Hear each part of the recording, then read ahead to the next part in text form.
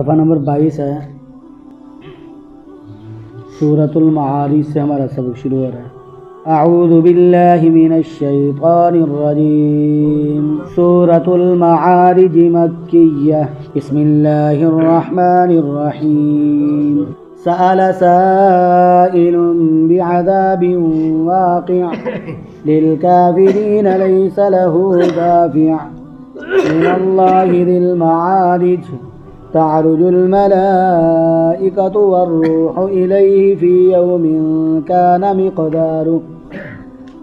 مقداره 50,000 سنة فاصبر صبرا جميلا إنهم يرونه بعيدا ونراه قريبا يوم تكون السماء كالمهل وتكون الجبال كالعهن ولا يسأل حميم حميما يبصرونهم يود المجرم لو يفتدي من عذاب يومئذ ببنيه وصاحبته وأخيه وفصيلته التي تؤويه ومن في الأرض جميعا ثم ينجيه كلا إنها لظى نزاعة للشوى تدعو من أدبر وتولى وجمع فأوعى. صدق اللہ العظیم. آج ہم اللہ تبارک و تعالیٰ کے فضل سے سورۃ المعارج شروع کرتے ہیں. اس سورت کا نام سورۃ المعارج ہے اور اس کی 30 آیت میں اللہ تبارک و تعالیٰ نے اس لفظ کا تذکرہ فرمایا ہے، یعنی ذی المعارج. اسی لفظ کی وجہ سے اس سورت کا نام سورۃ المعارج ہے. معارج یہ جمع ہے معرجن کی. معرج یہ اسم اعلیٰ کا صیغہ ہے، یعنی چڑھنے کا آلہ، یا اس کی جو واحد ہے معرجن بھی آ سکتی ہے. یہ اسم ظرف کا صیغہ ہے. اس کا مطلب کیا ہوگا؟ چڑھنے کی جگہ، یعنی چڑھنے کا آلہ یا چڑھنے کی جگہ کون سی ہوتی ہے؟ جب ہم کسی چھت پر جاتے ہیں تو سیڑھیوں کے ذریعے جاتے ہیں، تو اس کا مطلب کیا ہے؟ سیڑھیاں. معارج کا معنی سیڑھیاں. اس سورت کا نام سورۃ المعارج ہے اور اللہ تبارک و تعالیٰ نے اس لفظ کا تذکرہ یہاں پر اس سورت کے اندر فرمایا ہے. یہ ترتیب کے لحاظ سے قرآن پاک کی جو ترتیب چل رہی ہے اس کے لحاظ سے اس سورت کا 70واں نمبر ہے. اس کی 44 آیات ہیں اور اس کے 2 رکوع ہیں. اس سورت کا شان نزول کیا ہے؟ مشرکین مکہ، ان کے سردار لوگ یا ویسے ہی سارے کے سارے لوگ جو مشرک تھے، مکہ کے رہنے والے لوگ تھے، وہ ایک تو بڑے منہ پھٹ قسم کے لوگ تھے اور بڑے بے لحاظ قسم کے لوگ تھے. مثال کے طور پر ابو جہل ہو گیا، ابو لہب ہو گیا، عقبہ بن ابی معیط ہو گیا. ایک آدمی تھا، اس کا نام تھا نضر ابن حارث، بڑا ہی مالدار تھا. یہاں پر اسی آدمی کا تذکرہ. نضر ابن حارث بڑا ہی مالدار آدمی تھا، اور دنیا کے اندر دنیا کا اصول کیا ہے کہ ہم کسی کو مالدار سمجھتے ہیں، اس کے پاس کوٹھی وغیرہ کار وغیرہ دیکھتے ہیں تو دوسرے لوگ اس کی عزت کرنا شروع کر دیتے ہیں، خام خواہ عزت کرتے ہیں، حالانکہ وہ عزت کے لائق نہیں ہے، لیکن مال کو دیکھ کر لوگ عزت کرنا شروع ہو جاتے ہیں. تو یہ مالدار آدمی تھا، عزت کے لائق تو نہیں تھا، مالدار ہونے کی وجہ سے لوگ اس کی کیا کرتے تھے؟ عزت کرتے تھے. تو یہ مشرکین مکہ کے جو سردار تھے، حضور نبی اکرم صلی اللہ علیہ وآلہ وسلم کی تلاش میں رہتے کہ یہ آج کس مجلس میں جا رہے ہیں، کس میٹنگ میں جا رہے ہیں، وہاں پر جا کر کیا کہتے ہیں. ان میں سے کوئی نہ کوئی آدمی جو ہے نا اس مجلس میں پہنچ جاتا. نضر بن حارث جو ہے وہ آپ صلی اللہ علیہ وآلہ وسلم ایک مجلس میں جا کر وعظ و نصیحت کر رہے تھے، وہاں پہنچ گیا. تو کہ جب آپ صلی اللہ علیہ وسلم نے اس مجلس کو ختم کیا تو کہتا ہے کہ اگر میں آپ کو جھٹلا دوں، آپ کی باتوں کی تصدیق نہ کروں، تو آپ کہتے ہیں کہ اللہ تعالیٰ کا عذاب آ جائے گا. تو وہ عذاب جو اللہ تعالیٰ کا ہماری طرف آنے والا ہے، اس عذاب کو تو نے کہاں پر چھپا کر رکھا ہوا ہے؟ اس کو تو میرے پاس لے کیوں نہیں آتا؟ یعنی اس بد وقت نے حضور نبی اکرم صلی اللہ علیہ وآلہ وسلم سے یہ الفاظ کہے تو تو اللہ تبارک و تعالیٰ نے ان الفاظ میں اس کو جواب دیا. کیا جواب دیا؟ اللہ نے فرمایا سآلہ مانگا، سائل ایک مانگنے والے نے، بھی عذابن ایسا عذاب، واقعین جو واقع ہونے والا ہے. ایک مانگنے والے نے ایسا عذاب مانگا جو واقع ہونے والا ہے. سآلہ سائل، یہ سآلہ یسألو، یہ اس کا مصدر اگر مسألتن ہو تو اس کا معنی ہوتا ہے مانگنا، اگر اس کا مصدر سوال ہو تو اس کا مطلب ہوتا ہے پوچھنا، دریافت کرنا. یہاں پر مصدر مسئلہ ہے، اس کی وجہ سے اس کا مطلب کیا ہو رہا؟ مانگنا. سآلہ مانگا، سائلن ایک مانگنے والے نے، بھی عذابن ایسا عذاب، واقعین جو واقع ہونے والا ہے. اللہ تبارک و تعالیٰ نے فرمایا کہ یہ آپ سے عذاب کو مانگتے ہیں، یہ عذاب سے بچ نہیں سکتے، ان پر عذاب آ کر ہی رہے گا. اور یہ عذاب کن کے لیے ہے؟ اللہ نے فرمایا للکافرین، کافروں کے لیے ہے. لیسا نہیں ہے، لہو اس عذاب کو، دافعن کوئی ٹالنے والا، اس عذاب کو کوئی ٹالنے والا نہیں ہے، اس عذاب کو کوئی روکنے والا نہیں ہے. ان پر یہ عذاب آ کر ہی رہے گا. اور یہ عذاب کب آتا ہے؟ مرنے کے وقت بھی آتا ہے، اور مرنے کے بعد یہ قبر میں بھی آتا ہے، حشر میں بھی آئے گا، دوزخ میں بھی ملے گا. جب آدمی کی روح قبض ہو رہی ہوتی ہے، گنہگار کی روح فرشتے قبض کرنے کے لیے آتے ہیں، تو قرآن پاک میں اللہ نے کیا ارشاد فرمایا کہ فرشتے اس کے پاس جاتے ہیں تو یضربون وجوہہم وادبارہم، فرشتے ان کے چہروں پر اور ان کی پشتوں پر لوہے کے ہتھوڑوں سے ان کو مار رہے ہوتے ہیں، اور کیا کہہ رہے ہوتے ہیں؟ اخرجوا انفسکم، اپنی جانوں کو ہمارے حوالے کر دو. تو یعنی مرتے وقت بھی عذاب آئے گا، اور جب مارے جائیں گے اس کے بعد جو معاملات ہوں گے، قبر میں جائیں گے تو وہاں پر بھی عذاب ہوگا، پل صراط پہ بھی عذاب ہوگا، دوزخ میں ان کو پھینکا جائے گا تو وہاں پر بھی عذاب ہی عذاب ہوگا. اور عذاب کس کی طرف سے ہوگا؟ من اللہ، اللہ تعالیٰ کی طرف سے. ذی المعارج، جو سیڑھیوں والا ہے. دیکھیں بعض مفسرین اس کا معنی یہ بھی کرتے ہیں جو درجوں والا ہے، رفیع الدرجات، جو بڑی شان والا ہے، بڑی شانوں والا ہے. معارج آسمان کو بھی کہتے ہیں. کیوں؟ اس کا لفظی معنی تو سیڑھیاں ہیں، آسمان کو بھی کہتے ہیں کیونکہ فرشتے جو ہیں ان کے لیے آسمان جو ہیں وہ سیڑھیوں کی حیثیت رکھتے ہیں. جس طرح ہم کسی مکان کے اوپر چڑھیں تو ہمیں سیڑھیوں پر جانے کی ضرورت پیش آتی ہے، اسی لیے اللہ تبارک و تعالیٰ نے 7 آسمان رکھ دیے. یہ فرشتے بطور سیڑھیوں کو ان کو استعمال کرتے ہیں، اسے معارج آسمانوں کو بھی کہتے ہیں، سیڑھیوں کو بھی کہتے ہیں.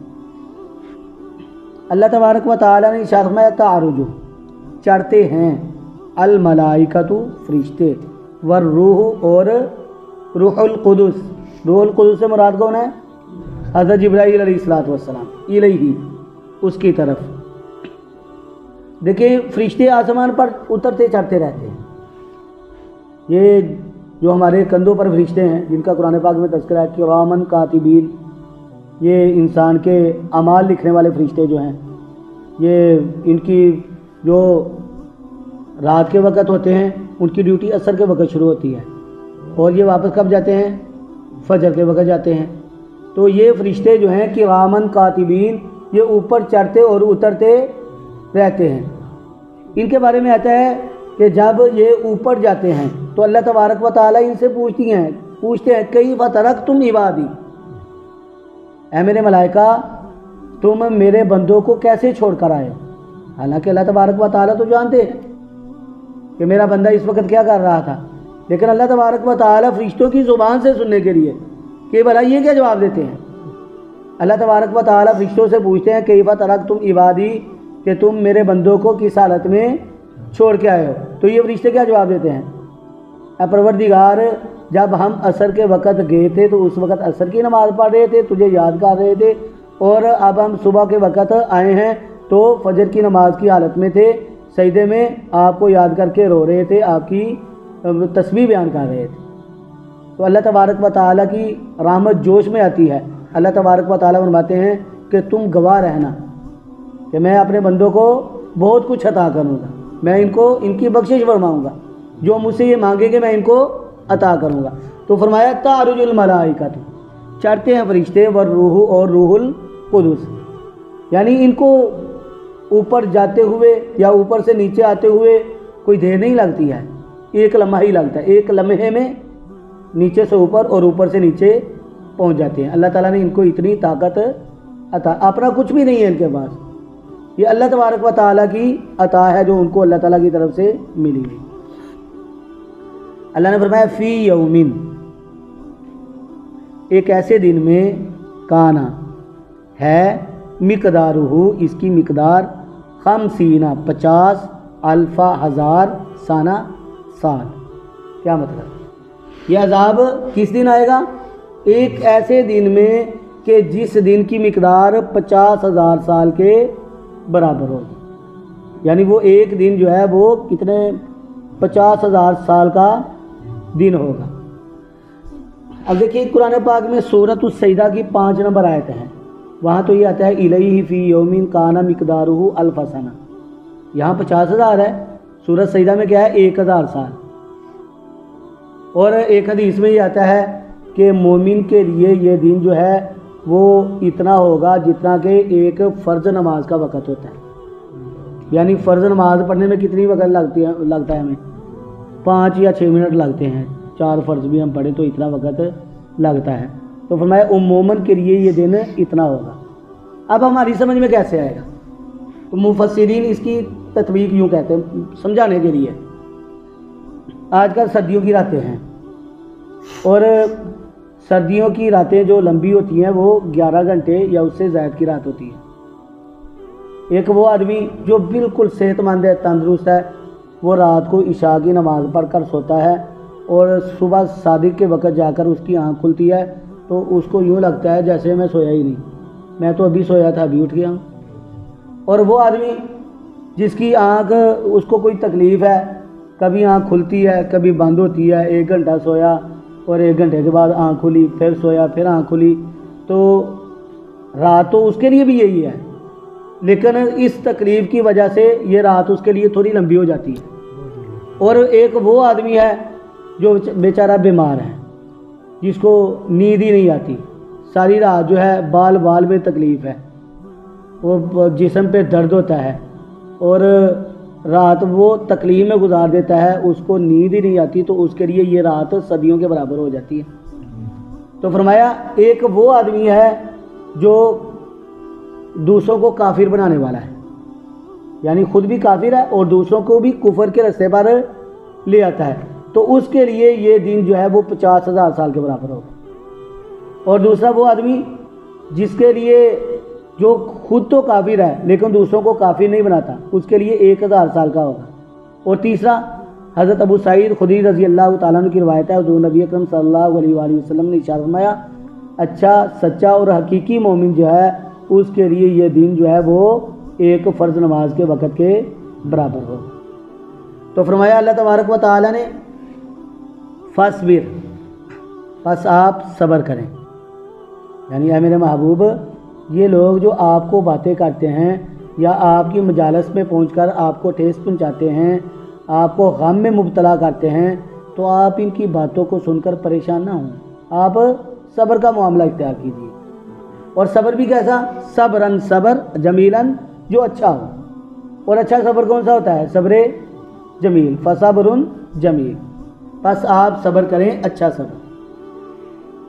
انہم، بے شک وہ، یرونہ، وہ دیکھتے ہیں اس عذاب کو، بعیداً، دور، ونراہ، اور ہم دیکھتے ہیں اس عذاب کو، قریباً، قریب، ان کو یہ عذاب نظر ہی نہیں آ رہا اور ہم تو اس عذاب کو بڑے قریب سے دیکھ رہے ہیں۔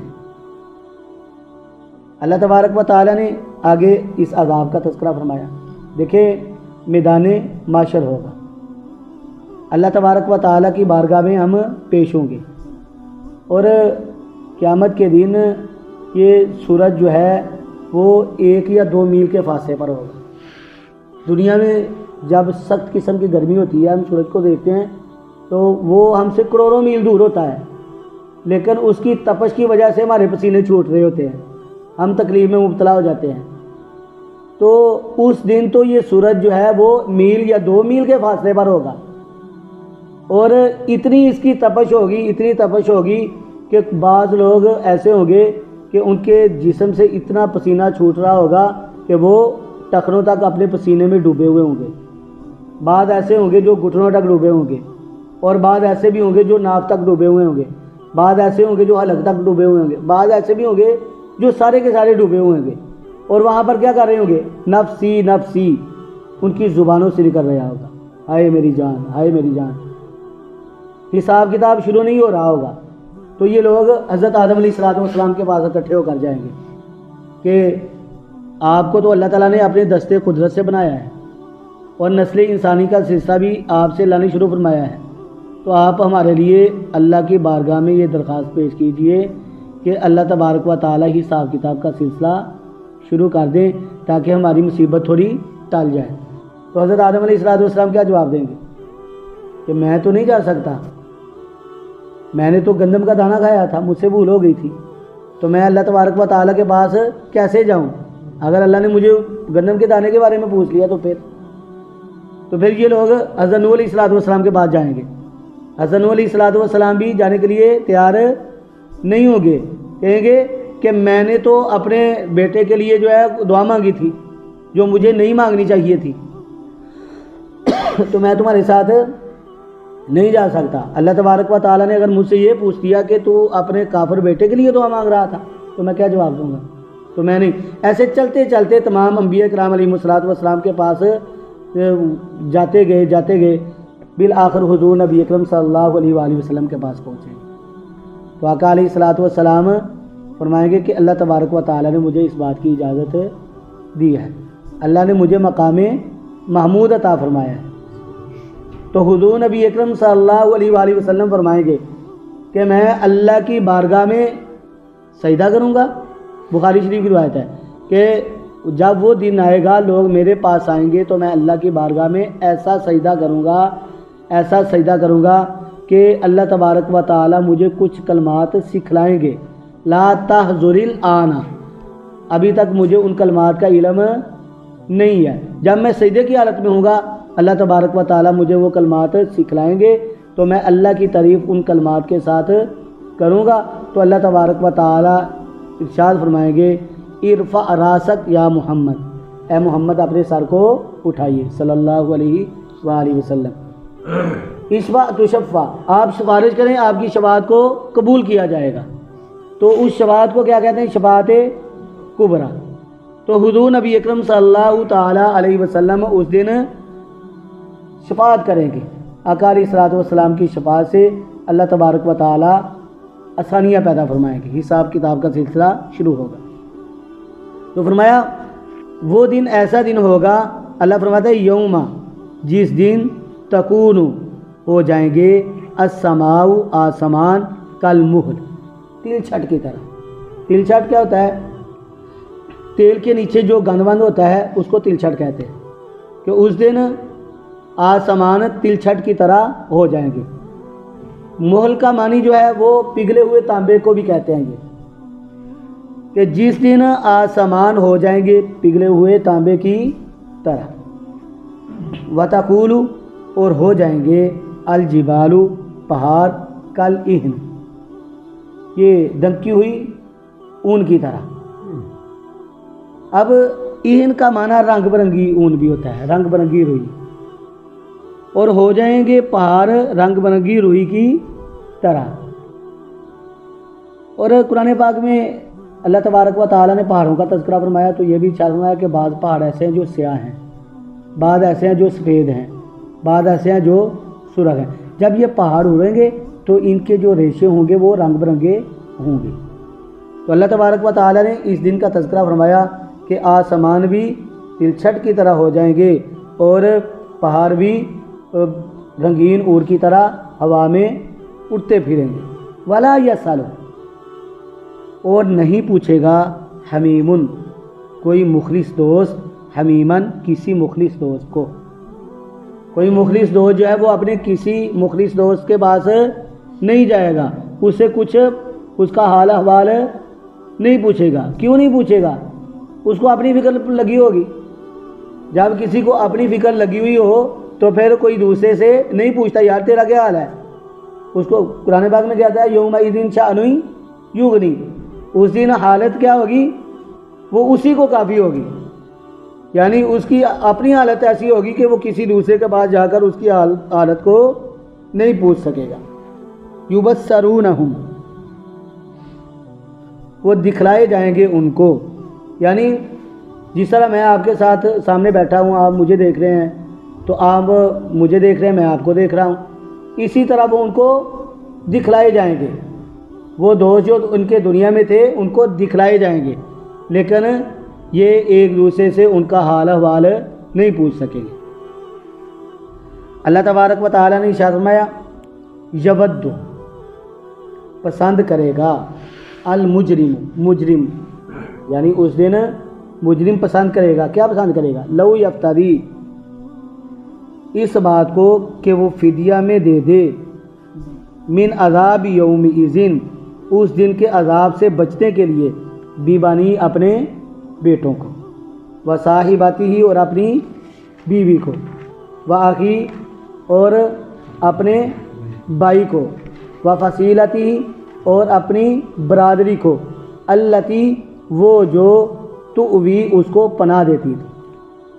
اللہ تعالیٰ کیا ارشاد فرما رہے ہیں کہ مجرم لوگ جو ہیں اس دن کیا پسند کریں گے کہ بس میری چھوٹ ہو جائے، اور وہ کیا کہے گا؟ مجھے چھوڑ دیا جائے، میرے بچوں کو آگ میں ڈال دیا جائے، میرے بیٹوں کو آگ میں ڈال دیا جائے، اس کے بدلے میں مجھے چھوڑ دیا جائے، میری بیوی کو آگ میں ڈال دیا جائے، اس کے بدلے میں مجھے چھوڑ دیا جائے، میرے ماں باپ کو، میرے دادا دادی کو آگ میں ڈال دیا جائے، جہنم کے عذاب میں ڈال دیا جائے، اور اس کے بدلے میں مجھے چھوڑ دیا، مجھ سے جو لینا لے لیں، لیکن مجھے جو ہے وہ چھوڑ دیا جائے، میری برادری کو، میرے قبیلے کو۔ اب دیکھیں دنیا کے اندر ایک ماں اپنے بیٹے سے کتنی محبت کرتی ہے، یا اولاد اپنے ماں باپ سے کتنی محبت کرتی ہے، یعنی ایک دوسرے پر جان مارنے کے لیے تیار ہو جاتے ہیں۔ لیکن قیامت والے دن کیا ہوگا؟ اس دن مجرم جو ہے وہ اس بات کو پسند کرے گا کہ میرے ماں باپ کو آگ میں ڈال دیا جائے، مجھے نہ ڈالا جائے، یعنی بڑا ہی مشکل مرحلہ ہوگا۔ اللہ تبارک و تعالی ہمیں اس سے بچائیں، اللہ تبارک و تعالی ہمیں ان باتوں کو سمجھنے کی توفیق عطا فرمائے۔